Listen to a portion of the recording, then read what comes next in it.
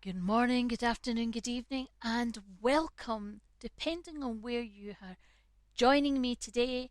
This is Catherine Gallacher, and this is CMG Talk. Today, I would like to talk about money, money, and our attitude towards money.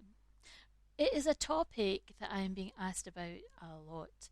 Financial health, not financial advice, because I'm not a financial advisor, but I am somebody that has managed a benevolent fund. I did so for many years, and I also do global talks on financial health.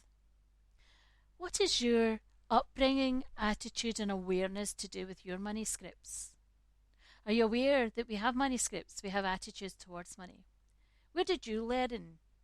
How did you learn? And where did you learn to manage your money? Were you ever taught how to manage money? Many of us weren't. Many of us were never taught how to budget, how to plan, prepare, to save. Did you learn that? Did you learn that from your family, from your parents, your grandparents, from an auntie, from an uncle, from cousins? Did you watch people doing it and learn it from there?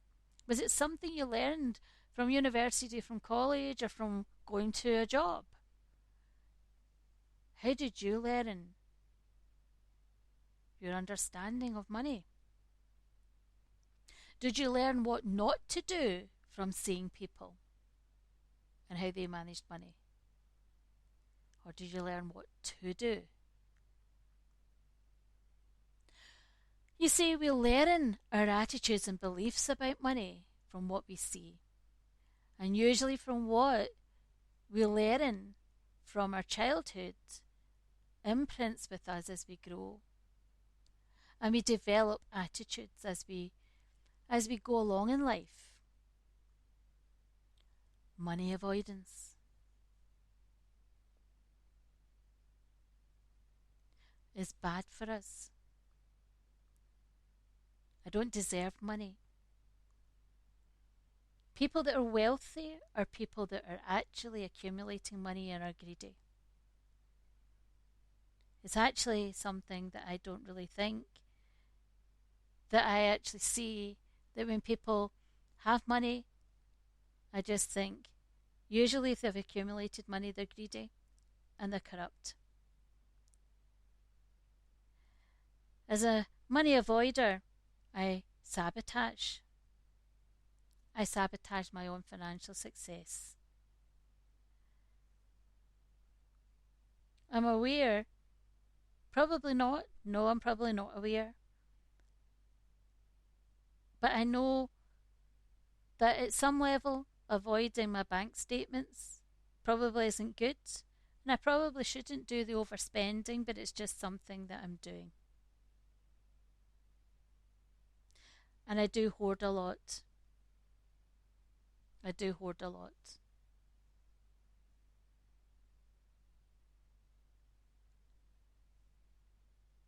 Well, I'm a money worshipper. At my very core, it's all about money. You see, I know I'd be really happy if I had more money. Because that's really what it's all about in life. My world, my life would be so much better. Everything would be so much better. In fact, a lot of my problems would be solved if I had more money. That's just a fact.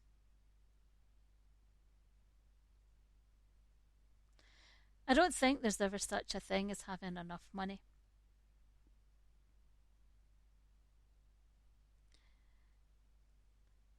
Particularly with the income I have and the amount of debt I've accumulated, right? I just run up my debt. My credit cards are maxed out. That's why I know that if I had more money, everything would be so much better.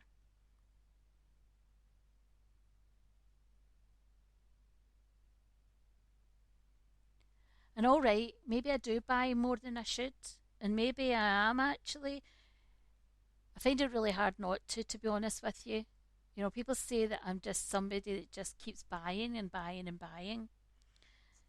But do you know what? So what? It makes me feel a bit better if I do that.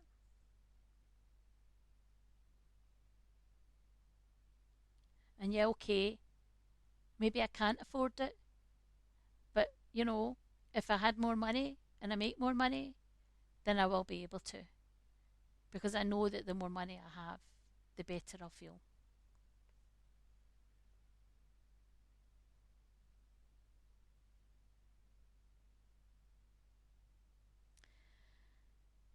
Well, it's all really about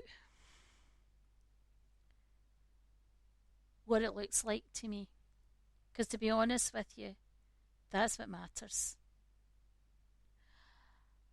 I guess my biggest thing is that, maybe people will actually find out that I don't really have as much as I say I do. It's maybe a bit of a facade. I do let people think I've got more than I have, and yes, it is a status thing. I do. I do tend to look at the net worth of everything. I do tend to see that as making me feel as if I'm more important, and it gives me a sense of worth, if I'm being honest. Status with money is so important to me.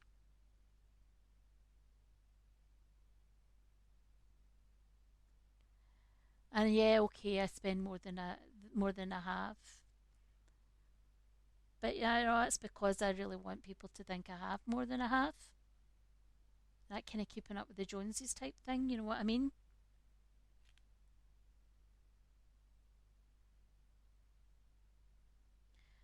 It's about having the world. People seeing that I have everything. That's really what it's all about for me. I can't help it where I came from, right? I can't help the fact that I came from like a family that didn't have very much. But I deserve this. I deserve to have everything that I have, right? It's not my fault that I don't really have the money for it, but I deserve it.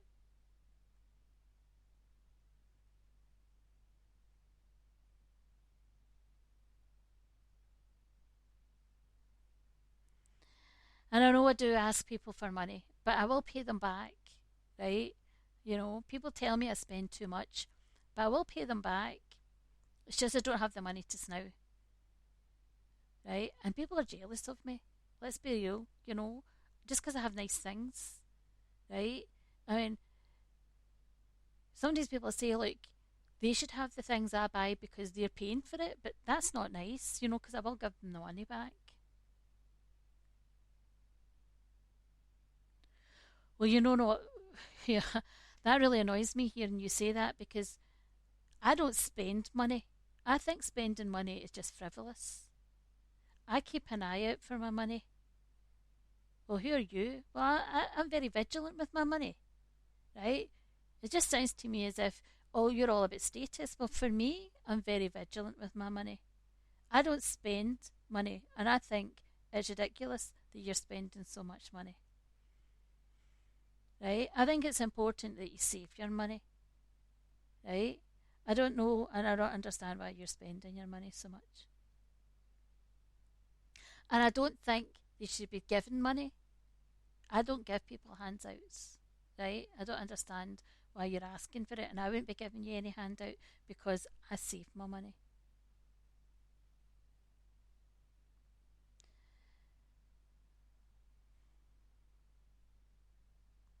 And okay, maybe I do save enough. I save a lot, I know. And people are often telling me that, I deserve to have nice things, but I just don't see it that way. I just don't think there's any point in spending money frivolously. I think that's I just can't justify that. I like to feel safe. I like to feel secure with my money. And I like to feel that I can provide. That's who I am. I'm not apologising for that.